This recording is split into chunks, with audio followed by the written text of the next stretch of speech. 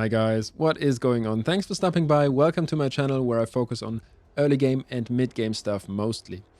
Today's champion is going to be mostly used in early game and mid game, so this definitely fits the theme of this channel. That being said, Vergis can be used in end game as well in some niche scenarios. I'm going to talk about that a bit, but I'm definitely going to focus on early game and mid game in this champion guide, just as I do with all my champion guides. Now, Vergis has been in the game from the start. He has been here from the beginning. He's like more old school than Vergis isn't really possible, because he was in the past considered to be a very strong champion, and then I think he just was forgotten over time. At least that's my impression sometimes, especially because I've never built him before. I've never built him on any of my accounts. This account is the first time that I've built Vergis, and he was next to my campaign farmer. He was my first 60 on this account, which I never would have expected. I didn't expect that when I looked at the promo codes and the download links and I saw the line of champions that I was going to get, and I never would have thought that Vergis was the way to go for me. Yeah, but that I do want to talk about why, but I feel like let's start from the beginning. I want to start with Vergis' passive because it is the base, it is the core of his strength, you could say, because the passive makes him very, very tanky. Places a shield buff on this champion equal to 10% of their max HP for 2 turns, whenever this champion loses 10% or more of their HP from a single hit. This does happen pretty often, especially against bosses. This happens very, very often and means that Vergis is going to have a very easy time staying alive, even if he doesn't have the greatest gear in the world. He also has an active effect on this ability, Second Wind. Places a continuous heal buff on this champion for 2 turns every time he drops below 50%. So he even heals himself when he drops below 50%. This would be on a 1-turn cooldown. I haven't booked it because I didn't seem to need it, which is absolutely, like, it shows how strong this champion can be and how strong he is just with this shield coming up whenever he needs it. And the second part of his kit, which makes him so strong, he needs the survivability from the shield because he places ally protection on your whole team, also places increased defense on himself. So he has a pretty easy time staying alive whilst protecting everybody else. Ally protection is still one of the greatest, if not the greatest, mitigation skill that we have in the game for the whole team. And he puts that out without having trouble to stay alive, which is pretty nice.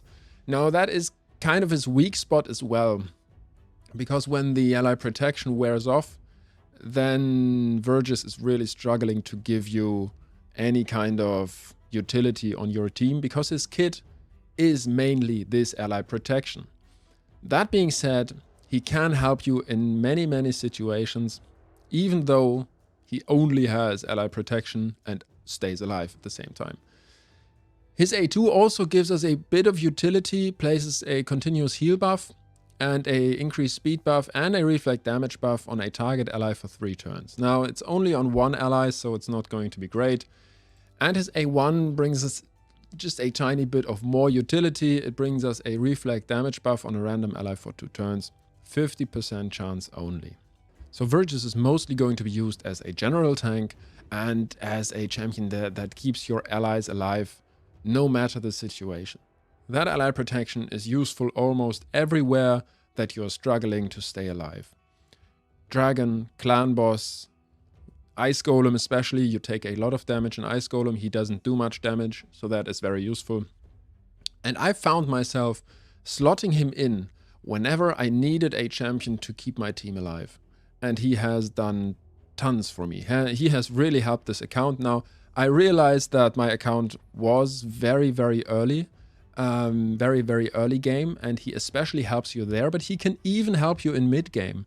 I am just now trying to do Phantom Shogun for the first time, and it is true, Vergis has fallen out of a lot of my teams because he is the first champion to take out when you don't need his survivability anymore, his support anymore. But whenever there is a team where I have trouble surviving, I just slot him back in and I'm fine. I've just been doing Phantom Shogun, and I'm gonna be honest here, I can't be bothered to read through Phantom Shogun properly, put a team together, and really get my head into this dungeon. I will definitely do that in the future. I have done that in the past, but I forgot everything what I did back then, and I pretty quickly switched to an unkillable team back then. And so I'm not too familiar with the mechanics, to be quite honest, because I just, I built that unkillable team and then I was done with the dungeon. And now I would have to look into the mechanics a bit more to put together a team that is more suited for this place. But what I did is something that you can do anywhere if you don't want to, get your head into the content that you're looking at. Put a sturdy team together alongside a damage dealer with Brimstone, and you're gonna be fine in many cases. I'm not trying to farm this on the highest stage. I'm just trying to get to a stage that I can do safely and at the same time do daily quests, for example, or just get enough materials to ascend the piece of gear that I really want to ascend. I'm not trying to ascend everything on my account. That is something for hardcore players, I guess, and I am very much looking forward to not being a hardcore player from here on out, because I have been pretty hardcore the first 8 weeks of this account. But when there is a quest coming along, like this, clear stage 15 or higher of the Phantom Shoguns 3 times, then I just want to do that at a relatively efficient place. And that is where Vergis really helps me. I just slot him in, and my teams go a pretty long way. If I wanted to, I could probably do most of the dungeons at level 24 right now because of Vergis, but I'm not really too keen on that either. So yeah, Vergis is a generally very useful tank. And what I want to talk about now in this video is that he actually has even more use than you might think. He is, for example, viable for Fire Knight because of that reflag damage. Granted, there is only a certain % chance to place it on the A1, but the A2 gives you a guaranteed reflag damage, which is going to mean that he's going to be viable for Fire Knight. And being viable for Fire Knight is always great in the beginning of the game. So as you can see, we only have strengthen up on our allies in terms of survivability. So the ally protection is going to be nice before the hit of the Fire Knight. And also that reflag damage is going to mean that we basically go from a 1-hitter on the A1, not to a 2-hitter, but we are going to have that utility that comes with the reflag damage. So let's put this back on auto. And here we go, here comes the hit. Wow. Only a 9-turn shield left after Vergis. Incredible reflag damage. So let us talk about his gear and masteries real quick, just so you know and get an idea with what we are working with here and what my Vergis actually needs in order to survive in these general dungeons that I've just shown you. He has resistance in my build, but that is because I'm using him to solo the Scarab boss. You don't need resistance for a general build, so that's going to make it even easier for you to build him. I don't have him ascended, so you could even place a defensive banner on him. Me personally, I don't have a banner, I have resistance on the chest, and I don't have any trouble surviving with him. So I think that really shows how strong he is. I will recommend Immortal Gear though, because it heals him for 3% every turn, which is going to be very nice. That's definitely going to help him. And I do have some defensive sets as well, so HP from Immortal and then HP and defense from the Resilience gear. But apart from that, the substats aren't really crazy. I do have resistance quite often on the substats. This helmet is actually very nice for him. But instead of the resistance, you could easily place more speed and more defense on this champion, or more HP on this champion, and that would really help you out. As you can see, my speed isn't very great on him. That would help as well to place the ally protection more often. This build has been working out for me, and as I said, I'm mainly using him in Scarab boss right now. So my stats, the stats that I need are a bit different. Now for masteries, you can go two main ways in my opinion.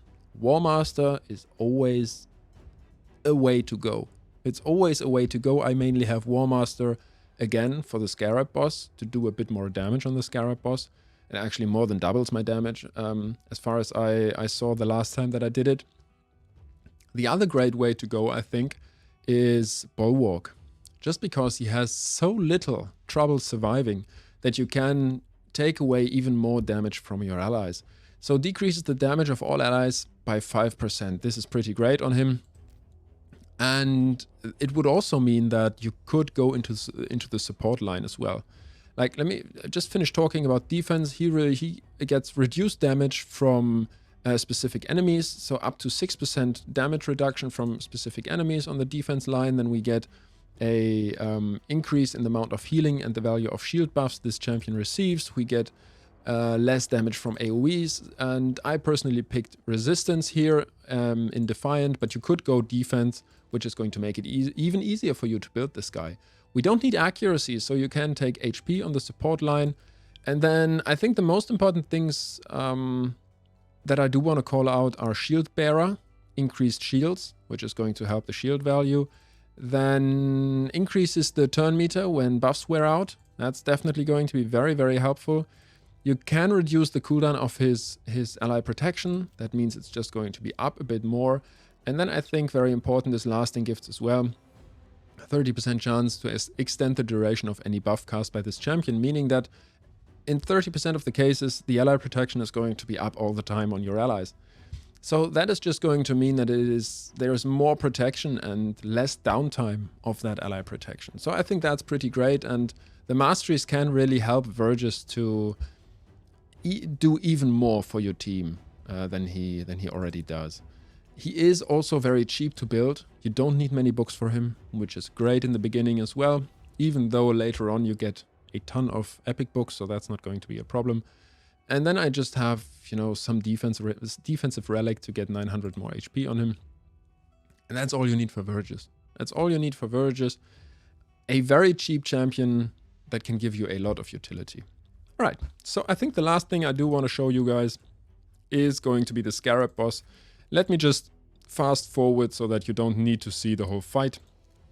I haven't tried this on hard, even though I have seen that you can do it with specific builds on hard. I have put Bellower alongside Vergis. Let's just go into the fight. Put Bellower alongside Vergis just for the waves. Bellower is going to die relatively quickly after we reach the boss.